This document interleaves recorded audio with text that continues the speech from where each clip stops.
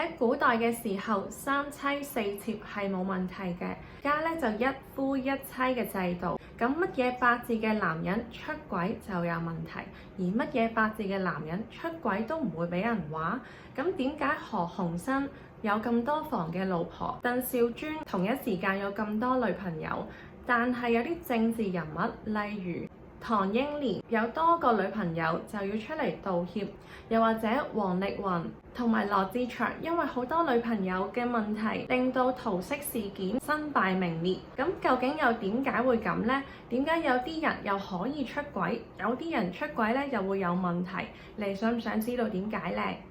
我哋講財星啦，財星係男人八字裏邊嘅女朋友、老婆賺錢。咁財星為忌神，好多財星嘅人敢唔敢出軌呢？八字裏邊好多財星嘅人，通常都係財多身弱，八字係身弱，佢哋嘅個性咧比較溫和、安分守己，通常會遇到一個比較惡嚴厲嘅老婆。所謂一山不能藏二虎，八字身弱嘅人係怕老婆嘅，而佢哋都會容易娶到一個所謂河東獅吼嘅配偶。屋企嘅老婆咧會容易發號施令啦，所以財多身弱嘅人咧一般被稱為有怕老婆嘅象徵，又或者可以話比較尊重老婆嘅。財星為忌神嘅時候，佢哋個性咧嘅得失心比較重嘅，對錢比較咧唔會咁大膽去投資啦，比較斤斤計較嘅。所以財旺嘅人咧，千祈唔好誤以為佢哋會偷食。太多財星嘅人，佢哋唔敢偷食嘅，會比較膽小一啲，或者中意使錢嘅啫。嗱，王力宏嘅八字咧，印星好旺嘅，印星為忌神。印星旺嘅人咧，依賴心、自尊心好強。印星強嘅人咧，會修飾自己嘅錯誤，出現欺騙啦、觀眾嘅。譬如話佢會買粉絲啦，佢會去買一啲粉絲去幫佢寫好評啊，幫佢做好多好嘅正面嘅人設。咁佢嘅偏財為用神嘅，偏財本身咧自制力唔係好夠嘅，會因為桃花事件啦、飲酒啦，或者唔識得節制自己嘅慾望。本身偏財為用神嘅人咧，比較慷慨啦，做事方面咧比較圓滑啦，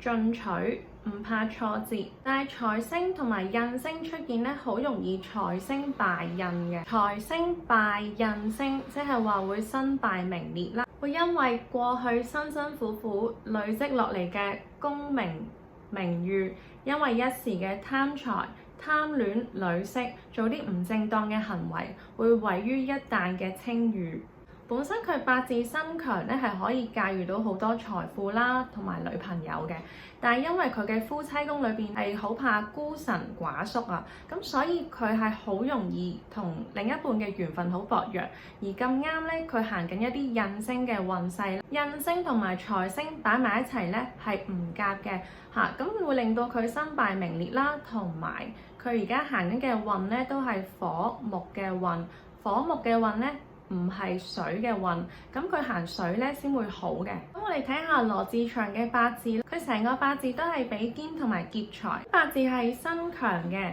咁佢比肩劫財為忌神嘅時候咧，譬如話佢個個性咧，做嘢不顧後果啦，比較魯莽衝動啦，自以為是啦，自大啦，亦都好多損友喺身邊嘅。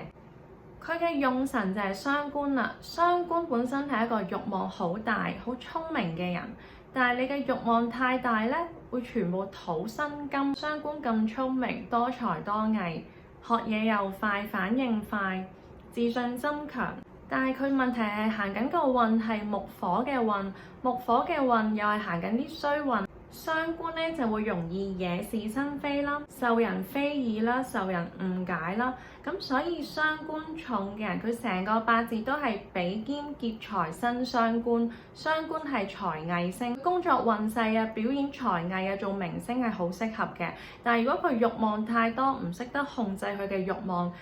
印星同財星擺埋一齊，又係招致名譽掃地嘅。再嚟，我哋睇下汪小菲嘅八字，佢天干係財星，地支亦都有財星，比較容易早戀啦，或者中意啲年長嘅女性。當時結婚對象大 S 係比佢大好多嘅。嗱，佢八字咧子午卯酉裏邊咧有3個桃花星都出現咗，命帶好多桃花星嘅人咧容易招致桃花啦，感情生活複雜，容易有外遇嘅。講咗啲唔好嘅八字嘅男性啦，我哋講下啲比較好嘅八字嘅男性，譬如話正財為用神嘅人咧，係一個好男人嚟嘅，比較顧家一啲啦，